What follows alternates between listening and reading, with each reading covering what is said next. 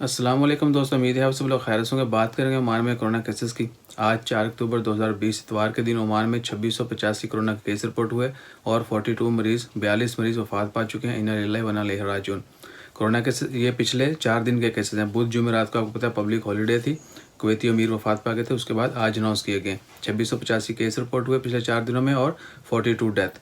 Total cases की तादाद 1 लाख से तजावज़ कर चुकी है। 1,01,270 टोटल केसेस हो चुके हैं और वफात पाने वालों की कुल तादाद 977 हो चुकी है, जबकि सेहतयाब होने वालों की कुल तादाद 90,296 है।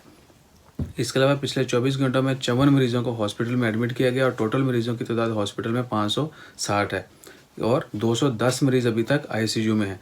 प्लीज़ जितने भी दोस्त सब आप बीमार हैं, किसी भी मर्ज़ में मुब्तला हैं, उनकी सेहतयाबी के लिए दुआ करें और जो वफात पा चुके हैं उनकी मग़फ़िरत के लिए दुआ करें। No in English. Dear all, today on 4 October, Oman report 2,685 COVID-19 cases, while 42 people died due to COVID-19. Total cases reach up to 1,01,270, while total recoveries 90,296, and total death in Oman due to COVID-19 are 977.